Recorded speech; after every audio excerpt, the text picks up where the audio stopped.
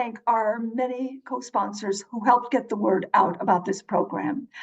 Peace Action Bay Ridge, Peace Action New York State, New York City War Resisters League, Tree of Life Educational Fund, United for Peace and Justice, and World Can't Wait. Now, I'd like to introduce our speaker, Dr. Alice Rothchild. Dr. Rothchild will speak for 15 to 20 minutes, followed by a Q&A, a session moderated by Bruce Altschuler. Please put your questions into the chat. About Dr. Rothchild. She is a retired OBGYN who worked in the healthcare reform and women's movements for many years. Since 1997, she has focused much of her energy on understanding the Israeli-Palestinian conflict. She grew up in Sharon, Massachusetts, where her family belonged to a conservative synagogue. She served as an assistant professor of obstetrics, gynecology, and reproductive biology at Harvard Medical School until November 2013, and currently retired from clinical medicine, serves as a corresponding member of the faculty. Alice developed an interest in progressive politics during campus opposition to the Vietnam War and moved on to her discovery of feminism and health reform movements in medical school. She also became an active in social justice organizations and contributed to the publication of Our Bodies, Ourselves, remembered fondly by many of us. In 1997, she turned much of her non-medical focus to understanding and writing about the Israeli-Palestinian conflict and its relationship to US foreign policy and American Jewry. She organized a number of health and human rights delegations to Israel-Palestine. She has worked with local and national groups and is now active with Jewish Voice for Peace on the national level as a member of their Health Advisory Council, and is on the board of the Gaza Mental Health Foundation, Just World Education, and We Are Not Numbers. She has published books on Israel-Palestine, Broken Promises, Broken Dreams, Story of Jewish and Palestinian Trauma and Resilience, 2007, On the Brink, Israel and Palestine on the Eve of 2014 Gaza Invasion, 2014, and Condition Critical, Life and Death in Israel-Palestine, 2017. She made a documentary film, Voices Across the Divide, which co-won the 2013 Audience Award at the Boston Palestinian Film Festival. She has contributed to anthologies on women's health and Israel-Palestine. She is also a poet, is currently working on books for children, and just last year published a young adult novel.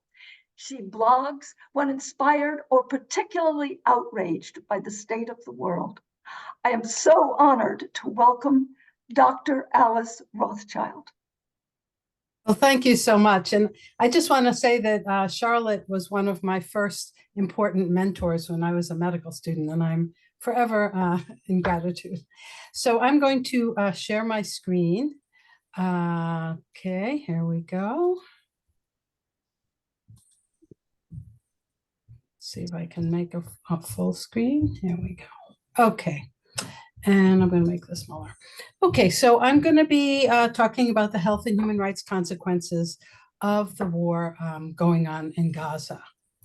Now, the first thing that I think we need to be aware of is that healthcare in Gaza is provided in the context of a siege, checkpoints, closures, curfews, a strict permitting system that entails everything and every person that goes in or out, the separation, the apartheid wall, militarized fence along the perimeter, multiple Israeli incursions, massive assaults, detentions, and factional violence.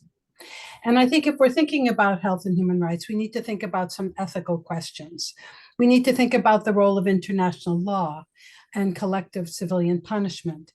What happens when a population has severe restrictions of access and is ghettoized?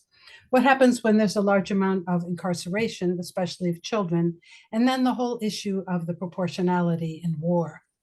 And we need to remember that healthcare and healing occur in a socio-political context. And what that really means is that we need to have political solutions to health and human rights issues. And it's important to ask, why is life expectancy in Israel 10 years more than in the West Bank and Gaza? Why is maternal mortality 9 to 10 times greater in the occupied territories than in Israel? Oops, sorry. So I'm going to read this slide because this is your take-home message if you only remember one thing. More than 75 years of Israeli domination and dispossession has affected Palestinian life through occupation, siege, annexation, de-development, and permanent displacement of refugees, severely impacting the ability of Palestinians to access the essential building blocks of health. The fragmentation of society and destruction of the ability and opportunity to create essential institutions involved in healthcare has created a reality that is recognized today as medical apartheid, two separate systems, two separate realities. And we clearly see this in the disparities in life expectancy and maternal and infant mortality. Now, medical apartheid happens because of a deliberate Israeli policy of de-development of the healthcare system. So the Israeli government does not allow equipment to get in, critical medications to get in, the building blocks for building better hospitals to get in.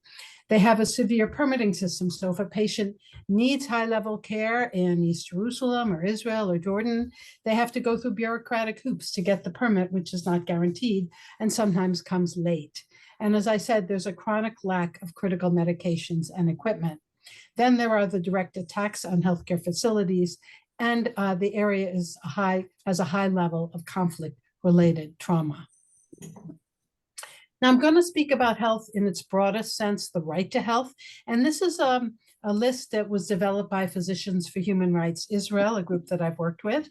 So we're looking at the freedom of movement and access to health services, and then the kinds of things that make up a healthy society: clean water, sanitation, adequate nutrition, housing, education, employment, and the ability to live in a nonviolent society.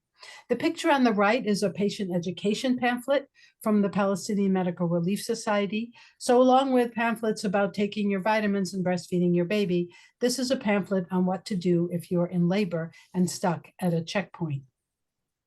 Now, I keep mentioning international humanitarian law.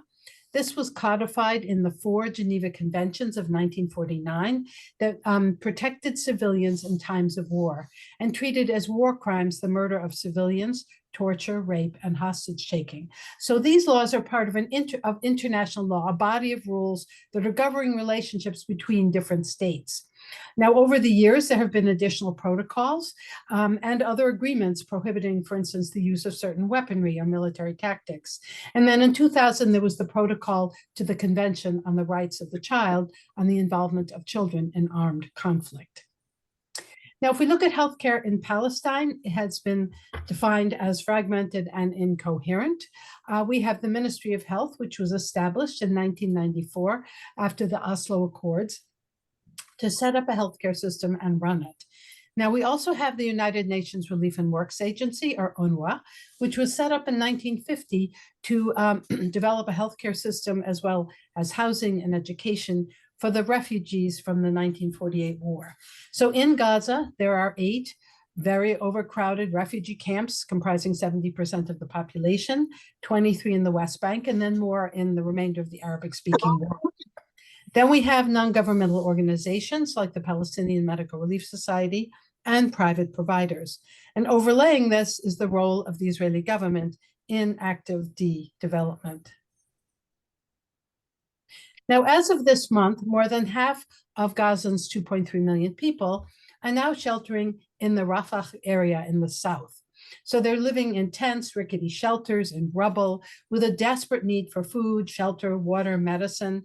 And you should note that Netanyahu has recently ordered the evacuation of these civilians because the Israeli military is reportedly planning a ground invasion of Rafah in their attempts to, quote, defeat Hamas. And they're talking about developing safe zones, but anyone who's studying this area understands that there are no safe zones. There is nowhere to go. And many of us are worried about an impending massacre. Now, I have been to the region almost yearly since 1997, since 2004, and I've been to Gaza 4 times, sponsored by NGOs and invited by the Gaza Community Mental Health Program. The last time I was there was last August, right before the assault. So over the years, I've done direct services and women's empowerment groups and a lot of documentation, and I'm also involved in a number of organizations that work in Gaza. Now, before the 2023 aggression, there were 13 governmental hospitals, 142 primary healthcare centers run by the Ministry of Health, UNRWA, and NGOs, approximately 40 private hospitals, 2 medical schools, and then a whole bunch of professional schools. But there's a total mismatch between the staff trained available and the positions available. So there are 100, or there were 120 nursing positions in Gaza each year, and 5,000 nursing students. There are less than 20 psychiatrists in Gaza, and less than 7 of them are physicians. And before the assault, there were some very major health issues. One was the lack of electricity, 48 hours a day at erratic times during the day and night. Severe fuel shortages. The fuel is for running ambulances and for generating electricity, and sometimes hospitals had to close. And then I've talked about the restrictions with the permitting and the medical equipment shortages. There's an extreme lack of specialists because doctors can't get out of the strip to train, and the medical personnel is exhausted. Very often their salaries are unpaid, and they were pretty decimated by the COVID-19 pandemic. Now, what we are seeing also is an issue around UNRWA funding. So you should remember that the funding for UNRWA was slashed by Trump. It was then partially restored by Biden, but at that point they were running so thin that they were threatening to cease operations. Then on January 26th of this year, the Israeli government accused UNRWA of having 13 workers who participated in the Hamas assault. And in response to that, without any major investigation, and despite the fact that those workers were fired and that UNRWA has a very intense policy of neutrality, 13 countries voted to suspend all funding of UNRWA to the tune of $667 million. Now, there are other things going on that a lot of people aren't aware of. So in the US Congress, there are bills to eliminate UNRWA and stop aid to countries that fund UNRWA. And in Israel, there are all sorts of moves forcing UNRWA to vacate training centers, charging them with huge usage fees, evicting them from their headquarters in East Jerusalem, limiting the visas for international staff, revoking their tax-exempt privilege, suspending shipment of UNRWA goods. Israeli banks have blocked their accounts, and hundreds of UNRWA staff are refused access to all their headquarters and schools and health centers in East Jerusalem. And on January 31st, Netanyahu said UNRWA was, quote, in the service of Hamas. And many Israeli officials are calling for donors to cease funding. And this has been a long-standing Israeli goal. But I think it's important to remember that this would undermine the education, health, and other services that are essential to the human rights and continued existence of Palestinian refugees created in 48 and 67. So in the midst of this, we have 2.3 million Gazans, 50% of them under 18. So as of this, 2 days ago when I made this slide, we see the total disintegration of the healthcare system. There are now over 30,000 people who have been killed in the war, over 70,000 injured. In Israel, there were 1,162 people killed during the Hamas attack. In Gaza, in terms of Israeli soldiers, 238 have been killed, 1,400 injured, and there are about 136 hostages in Gaza.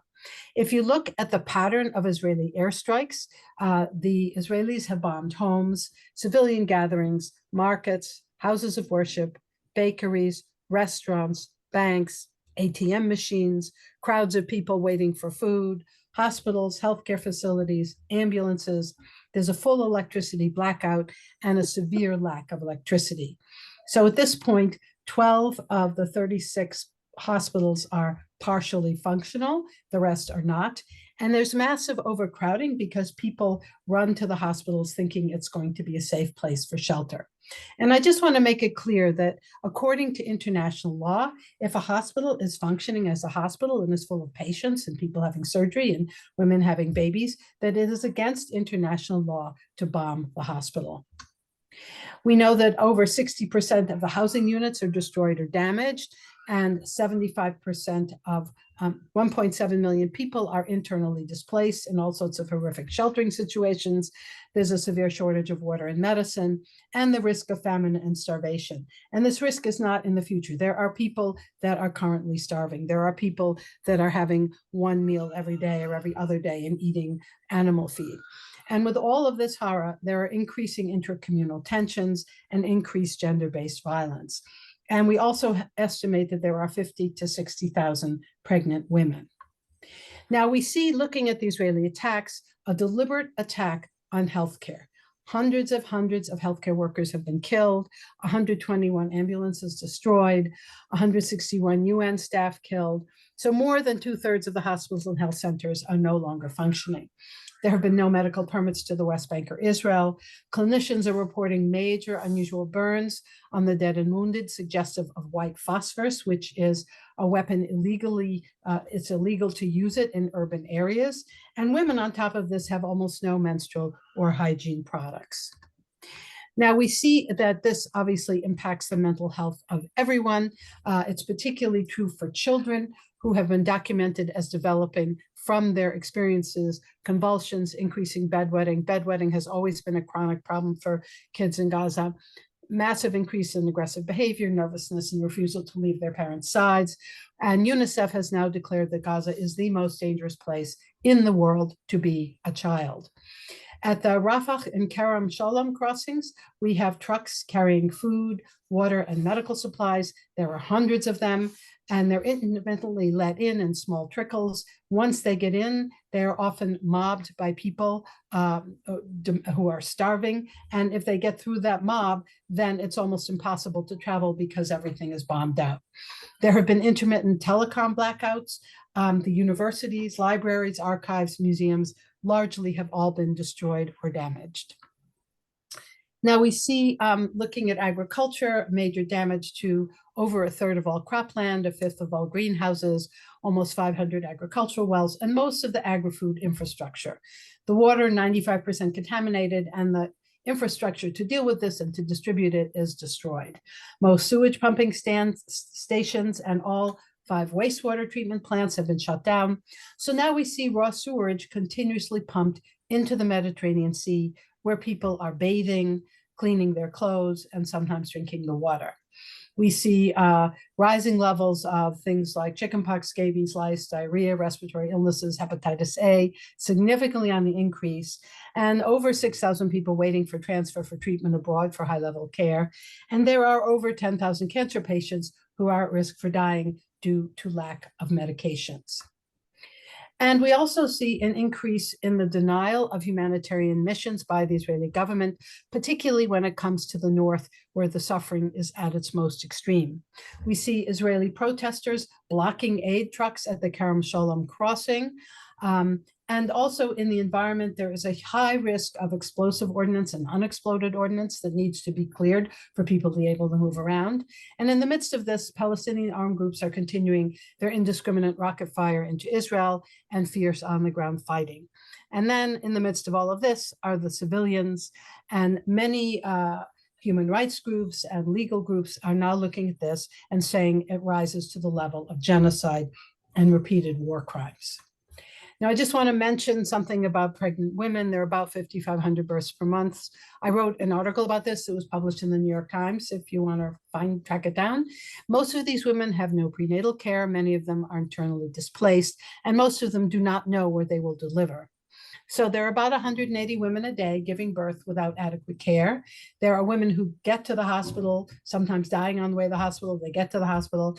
They're having cesarean sections, sometimes without pain relief.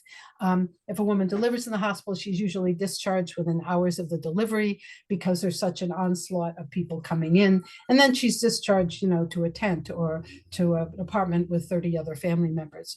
So women are giving birth in shelters, in their homes, in the streets amid the rubble, in overwhelmed healthcare facilities. The sanitation is horrific. The risk of infection and medical complications is on the rise.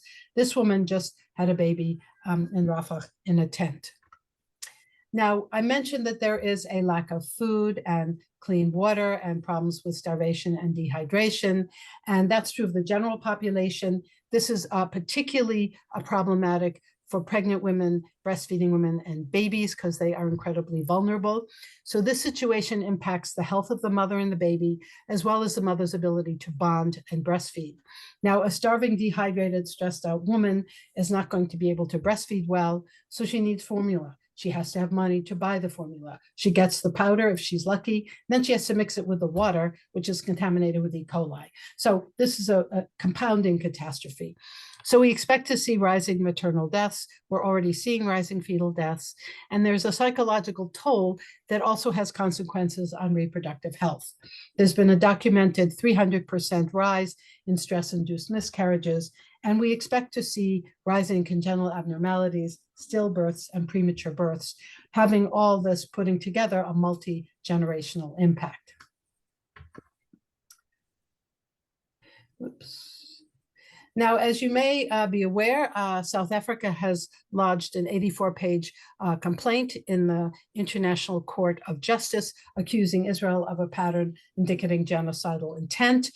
Genocide was defined in the 48 Convention as specific acts committed with intent to destroy, quote, a national, ethnical, racial, or religious group, acts including killing members of the group and deliberately inflicting on the group conditions of life calculated to bring about its physical destruction in whole or in part. Now, the court will take months to come to a final conclusion, but they did come up with a preliminary conclusion where they stated that South Africa has standing, that this could be a genocide, the Palestinians are a protected group. They reviewed the horrific conditions in Gaza and the racist, fascistic, dehumanizing language coming out of many Israeli ministers. And they said that Israel must take action to prevent genocidal acts and increase aid and report back in a month. So this report was due yesterday. I've heard that Israel submitted a report. I haven't seen any information about it. And they called for the release of hostages. So when we step back and look at this whole picture, I think the crux of the problem is that the status quo can only continue if we as human beings see Jews as more human, more deserving, more innocent and honorable than Palestinian Arabs. If we as a total community are blind to Arab suffering and the history of settler colonialism. So the fundamental issue comes down to racism, which potentially leads to ethnic cleansing and genocide. And from all of this, we can see that the health of Palestinians is intrinsically linked to their liberation and end to siege.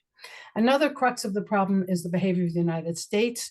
You may know that the US just again vetoed another UN Security Council resolution for a ceasefire and blocked the demand for an immediate ceasefire that was favored by 13 of the 15 member states, and including the vast majority of the nations of the world. Thank you.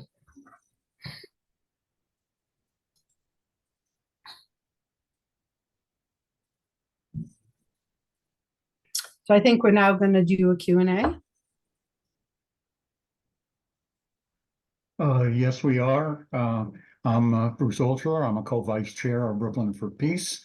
And I would ask everyone to, if you have a question, take a few minutes and type it in the chat. And I'll try to ask Alice. Fortunately, we did get a few questions in advance, so I can ask those. But before we start, this is a very depressing presentation, I think it's fair to say. So we will, at the end of the forum, Rusty Eisenberg will present some actions that you can take to try to do something about the situation, however modestly. So keep that in mind. But for now, please put questions in the chat.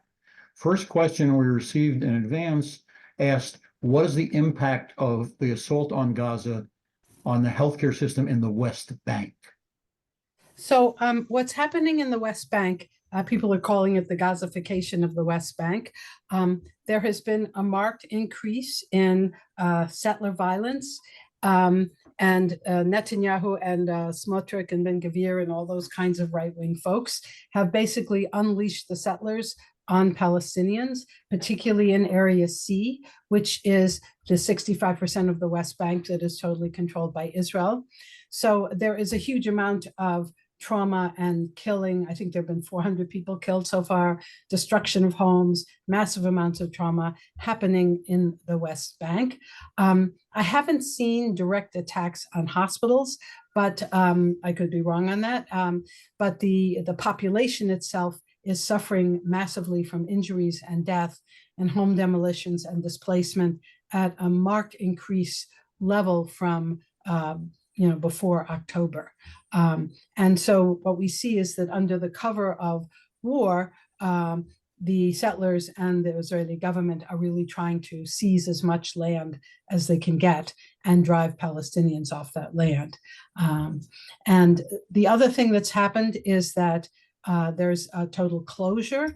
And so, the thousands of Palestinians who were working in Israel are not able to do that. So there's rising levels of poverty and difficulties getting to healthcare. It is almost impossible to get to East Jerusalem for high-level care. So the whole area is shut down. People are restricted to stay within their towns and villages. They have to get permits to move from place to place, and it's basically largely shut down. So you can imagine that not only is the economy impacted, but people's health is impacted because they can't get to healthcare, they can't get their medications, they can't get to their tests because they have to, their towns are all shut down. So I think that's where the impact is primarily happening. Okay, thank you. Another question, have you been able to be in touch with any of your friends and contacts in Gaza? So I work with a group called We Are Not Numbers, which is a group that mentors young Gazan writers, young being 18 to 30. So I'm the mentor liaison. So I'm the person who gets the stories from the Gazan writers and matches them with English-speaking writers. And then they mentor them, and we put their stories up on the website, wearenotnumbers.org. Highly recommend that. So I'm aware, in touch with all these writers.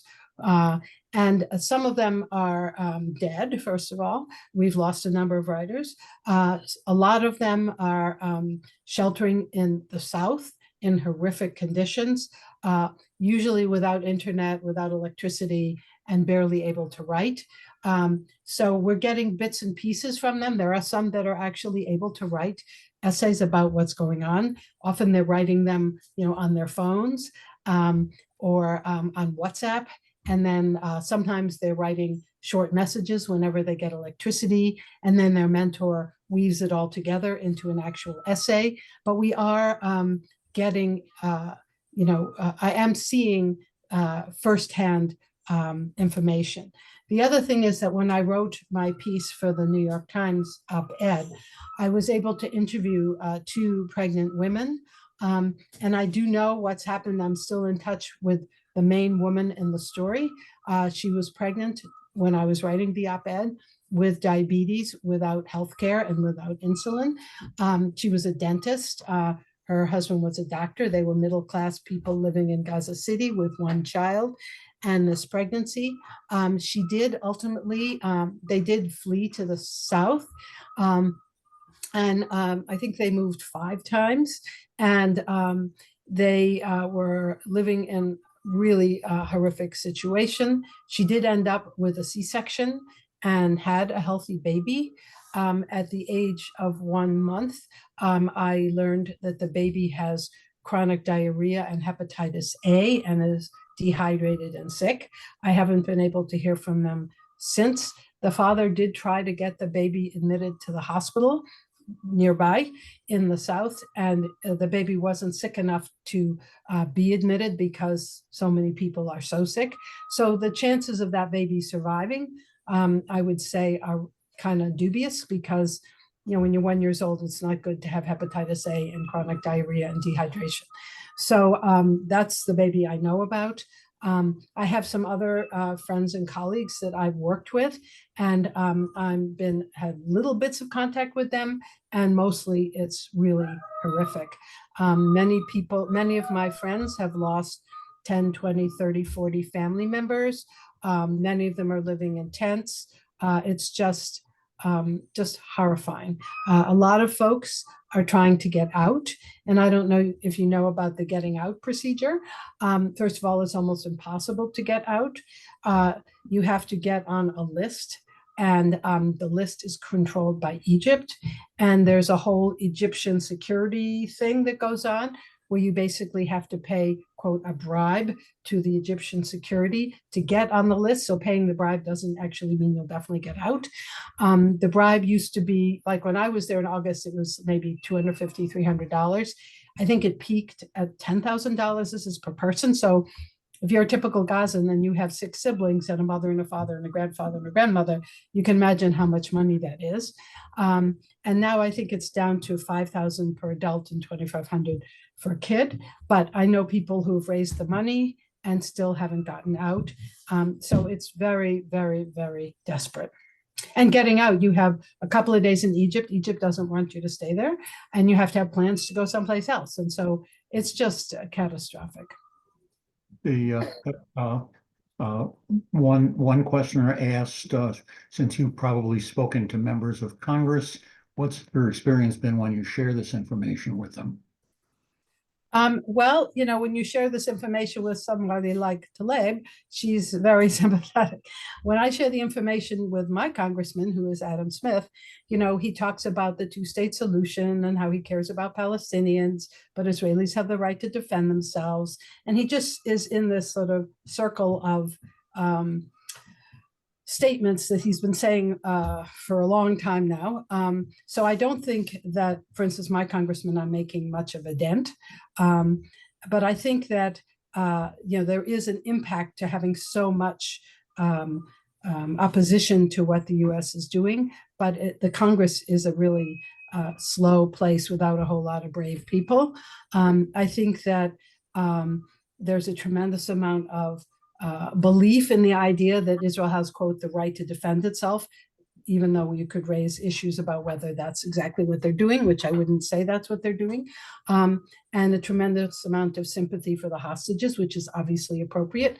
But I find that although it's very important for Congress people to hear from us, it's a bit of a head-banging kind of experience. I don't know if people have had more positive experiences. I will say that there are 6 bills in the US Congress to defund UNRWA. And today I heard there was a new bill signed by 20 Congress people, and you can guess who they are, wanting to fund UNRWA. So, there are little moves in Congress that you can see.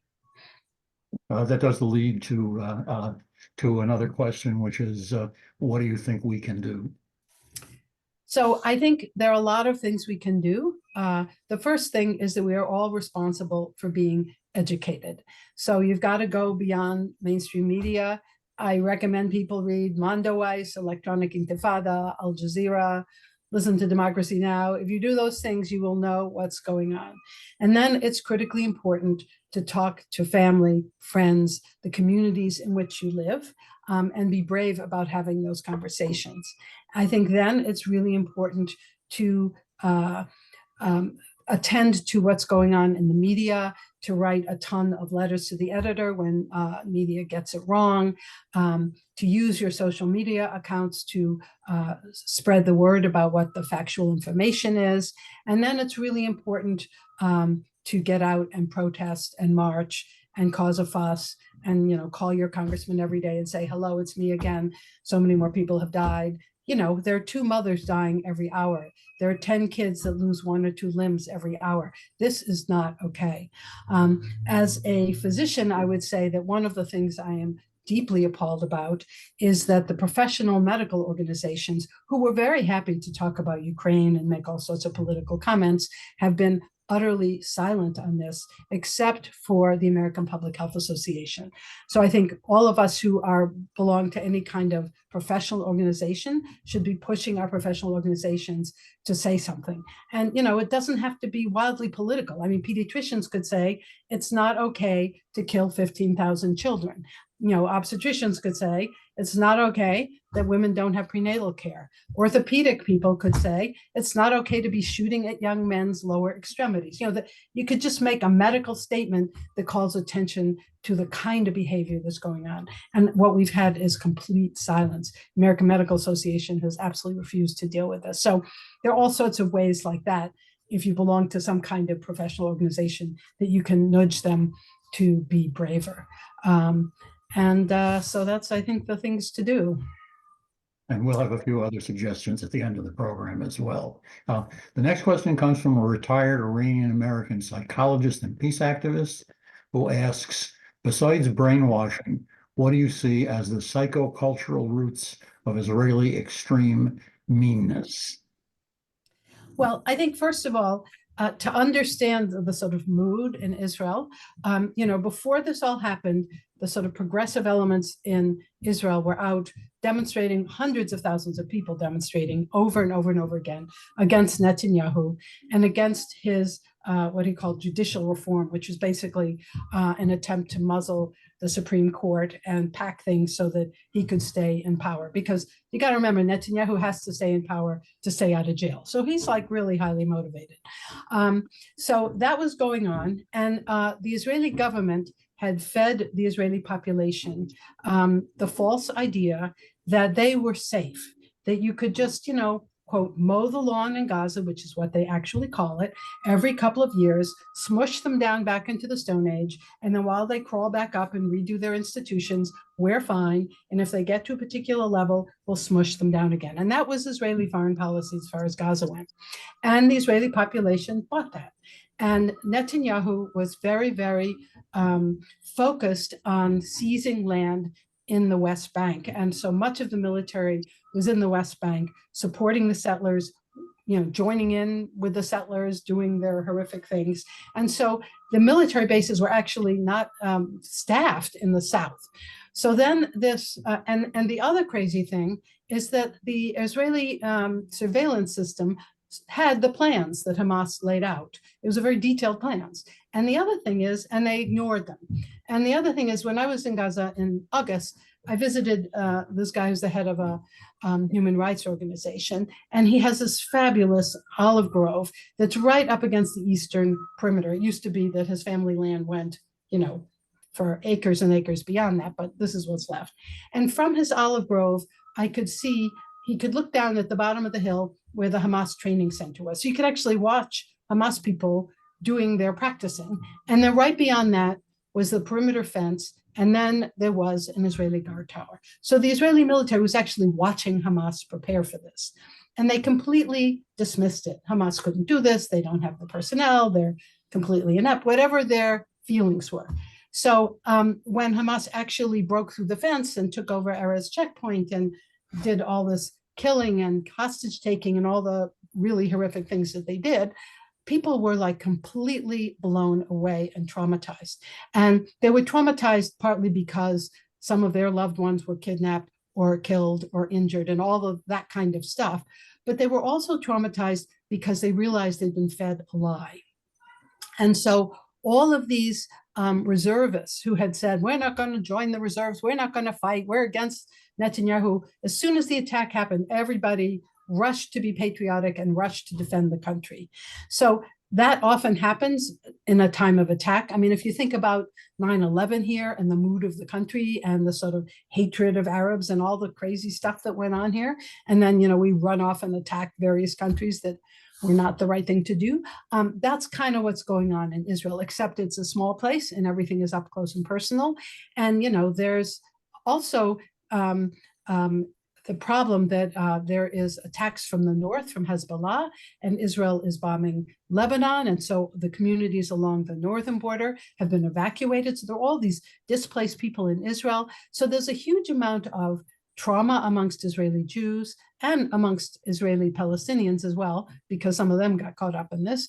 And there's also a huge amount of rage, and there's a huge amount of fear. And I think we're seeing that mix. And then you have a very fascistic right-wing government that is feeding the worst things you can imagine. I mean, calling Gazans animals and talking about making a Gaza Nakba and just awful, awful stuff. And you put that all together and you get what we have now. Okay, a couple more questions I think we have time for. This one I think is one a number of us were wondering about. How do you maintain your sanity? Well, you're making the assumption that I do. So I'm angry and depressed a lot. I'm someone who prefers to make noise than be quiet. So I find it better for me to be speaking out and writing and causing trouble than being silent. I have this sense of grief that is so profound that is sometimes hard to get through the day, but that's because I'm a human being. And I'm also fully aware that I'm a privileged person living in Seattle and no one's bombing my house.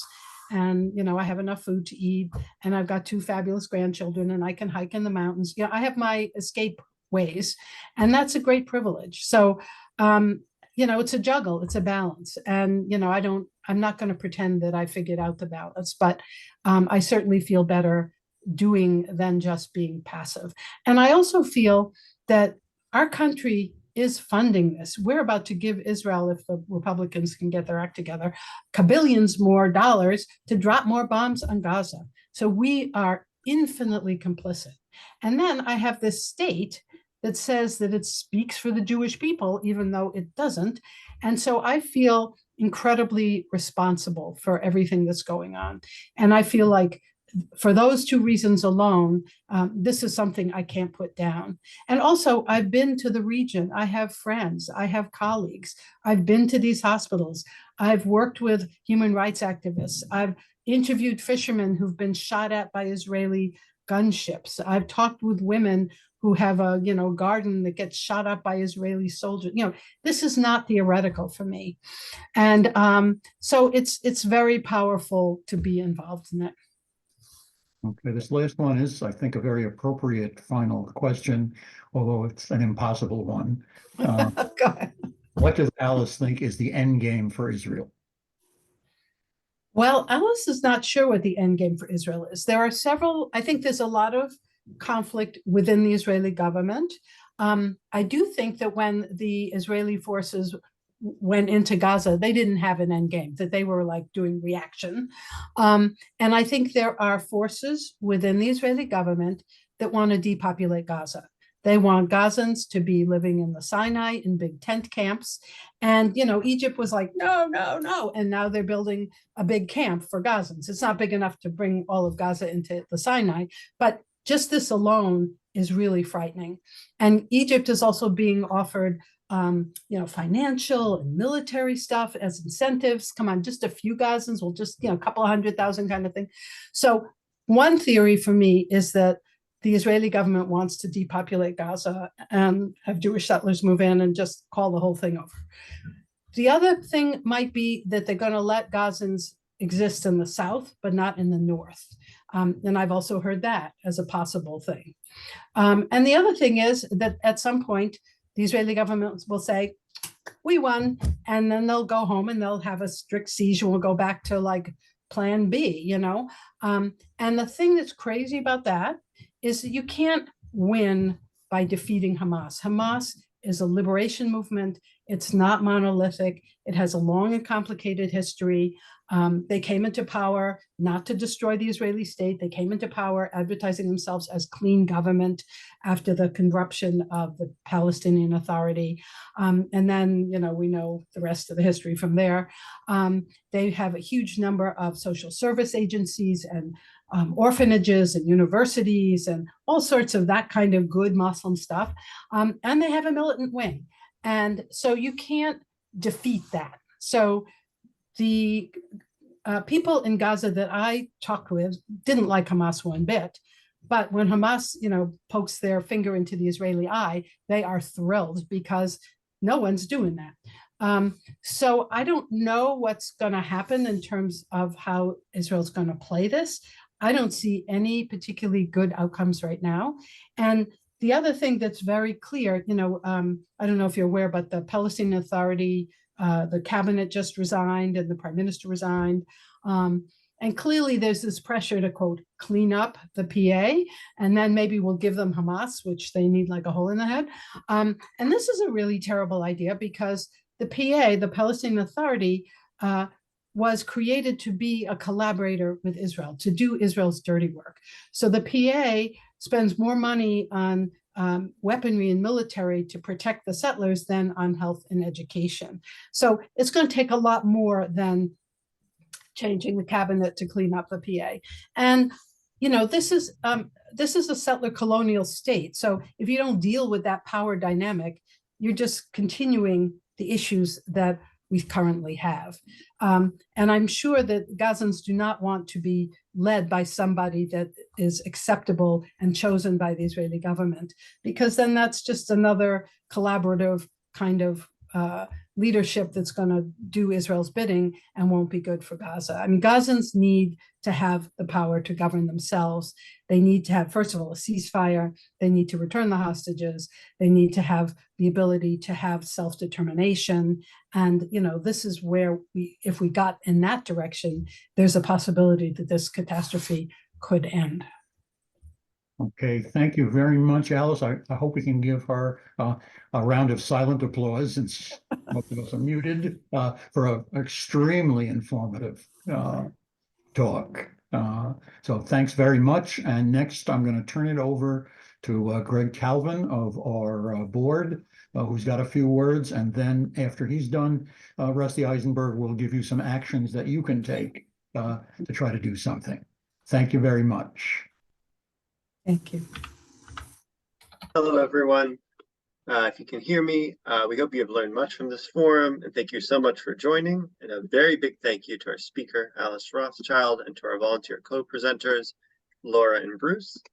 Brooklyn for Peace is a member-supported organization, so we rely on volunteer efforts of our members, just as we rely on financial contributions to keep our programming going. This includes website management, sending mailers, keeping office space open, and putting on our annual Pathmakers to Peace Gala, which occurred this past November. Personally, I joined Brooklyn for Peace in 2022. Since then, I've been really bolstered by the commitment of event attendees and members alike at our various tabling events around Brooklyn, participation in rallies, our wonderful forum set up like this one tonight.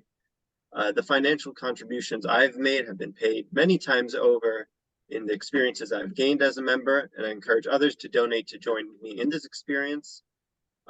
There's a wealth of organizing history among the members of this group, and I've personally learned so much from them about how we as New Yorkers, citizens, concerned people, can best work towards ending war as a means to resolving conflict.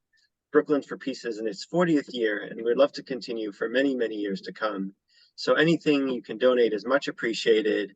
Our other board member, Sam Koprak, I believe, posted a donation link, and I will post it just one more time. Becoming a member annually can cost us as much as $40, as much as you contribute, or anything you're able to offer at the moment. And we have a few final words from one of our vice co-chairs, Carolyn Eisenberg. Right. I guess if you get old enough, you get rid of your nickname, which is normally is Rusty. So first, I really want to thank Alice for this really, really important talk. And I think I heard you many years ago. It was one of the earliest talks that I heard on the subject, and it made a huge impression. And, apart from what you have to share with us this evening, is the work that you're doing. And I think all of us are very, very appreciative of the hard work and effort and dedication that you've shown.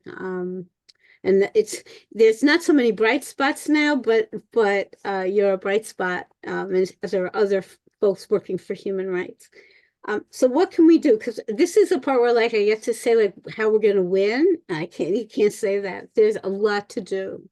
There's a lot to do. One quick observation is, so I teach American foreign policy at a university. So I started my morning, and just share this, I had just read about the Israelis firing on people who are trying to get food off of a truck, which didn't put me in the best spirit. So I mentioned that to my class pleasantly. And then the first kid says, it's like Vietnam, but at least we're not involved. Right. And it's a reminder to me of the work that we have to do, that apart from protesting, and that's an important part of Brooklyn for Peace work, is the being out there protesting, is educating. Because the reality is that there are countless people like my student, right, who maybe thinking what's happening is happening, over there, and what the Israelis are doing is wrong, but don't have any perception whatsoever that the United States is integrally involved in that whole thing. or even about what our elected officials, like here in Brooklyn or New York State, like what role are they playing in this story? That there's lots of folks who have no idea about that. People who think that Kirsten Gillibrand is just a senator who cares about women and children. Is there anything else to know about her? Zero. So, our work of protest and our work of educating are something I think we're all committed to in one way or another. And we don't have magic answers. One minimal thing is that if you're not already a member, or you're not on our website, or you're not at least on the list to get our newsletter, please do so, because lots of things are happening. I mean, this is a period now where lots of groups are out and are doing things. We're committed to working with other organizations. Our newsletter is really important in terms of letting you know things that are happening here in Brooklyn and around the city. So that's like one critical thing. There's going to be a major protest this Saturday, a global day of action, March for Palestine, Hands Off Rafah. That's going to be in Manhattan, and it's going to be starting at 1 p.m. and that's in Washington Square, and there'll be a march there. So that's one major action. But there are things that are ongoing all the time. Additionally, you can certainly contact your members of Congress, and I want to just say a word about that. I think everybody on this call is here because that Chuck Schumer is terrible, and he's never he'll be the last person. But I think it's also relevant to be aware of Senator Gillibrand, who has done zero on this. I mean, even amendments that liberal Democrats have tried to introduce, she's on none of them. There's lots of work to be done there. But just to mention one current thing that was just discussed, which is the defunding of UNRWA. There was a letter that was co-authored by Representative Raskin, Carson, and Jayapal, which was specifically asking to keep the money to preserve that money for UNRWA. It was ultimately signed by 50 members of Congress. It just closed out, I think, yesterday. So on that letter, who's on there? Well, the one person that's on there from Brooklyn is Nydia Velasquez. And if people haven't thanked Nydia, you should do it. She's been stalwart about this thing and taking, no money. She calls for a ceasefire. She's calling for funds for UNRWA. She is the only member of Congress from Brooklyn that has signed on to that letter. So that's not even a letter for a ceasefire. That's just a letter to give money so that people can get desperately needed provisions. And we don't have our Brooklyn Congress people on board with that. And again, a lot of folks in Brooklyn think, oh, we have all these liberal Congress people. Surely they don't want people to be massacred in Gaza. They must be on the right side. No, they're on the wrong side. So an important thing that we're doing is to keep the pressure on our members of Congress in a variety of ways. But at any given time, it's appropriate for you to call them and tell them that they should support funding for UNRWA and that they should be standing for a ceasefire. I mean, it's absolutely essential. And again, the heartening thing is we do have other groups here in the borough that are doing a lot of stuff, whether it's Jewish Voices for Peace, or if not in our name, or District 10 Neighbors, or Families for Palestine. We have a lot of groups that are in motion. Brooklyn for Peace really has the perspective that we want to work with everybody that's doing anything. And again, our newsletter can be really helpful for you going forward in terms of things that would really be very helpful. Again, the other thing that goes almost without saying is if you're calling your senators, you're calling your members of Congress, the important thing is not just about funding for UNRWA. Obviously, it's to ask them to stand for a ceasefire, and not a ceasefire that's going to happen for 11 seconds and then stop, but a permanent ceasefire, right? We need them to say that. And then the third thing, which was been alluded to several times, which is that the Congress is on the edge of giving. I seem to change the figure in my mind all the time, whether it's $13 billion or $14 billion for weapons for Israel, which is exactly the wrong thing to do. And there as well, members of Congress should be objecting to giving that kind of weaponry to Israel, given the slaughter that's going on. So as much as we can make them hear from us, that's important. As much as we can share information with our friends, with our neighbors, with our families about what's going on, what's the role of Congress, that's a big contribution. So thank you, Alice, for reminding us of how important this work really is. Really appreciate it. And to encourage everybody on this call, many of you I know and are friends, but really encourage all of you to, stay in touch with us and look for every opportunity to protest that you can possibly find. Thank you.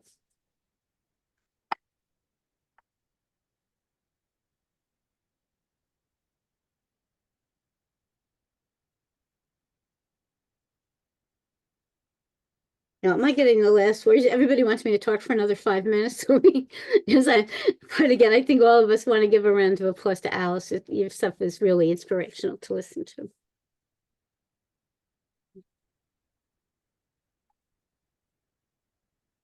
I think one thing I just want to add at the end is that although someone like me is not particularly welcome in the Jewish community, that doing this work has created this huge community, both of progressive Jews, but also given me the opportunity to get to know all sorts of Christians and Muslims and Arabs and all sorts of folks that I wouldn't normally have. So I have a much bigger community that I feel like I'm working with, and that's one of the benefits of doing this work.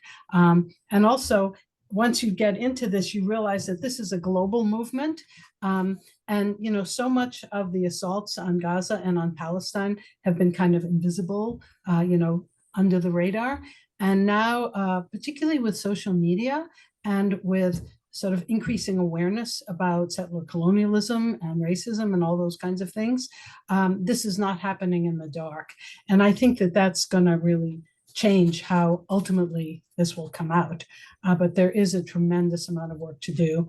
And the other thing to remember is that there are people who are benefiting from this war, and there's a massive military, industrial, corporate surveillance complex that is very happy as a clam to be doing this.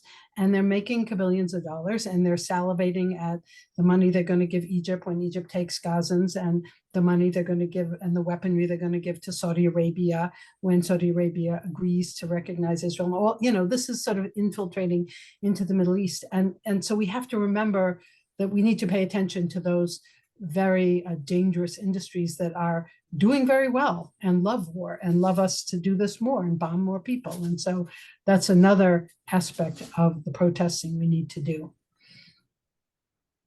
Well, thanks to everybody for coming. I hope you'll sign. If you're not a member, I hope you'll join. If you're not subscribing to our free email newsletter, I hope you'll sign up. It only comes once a week. It's not spam.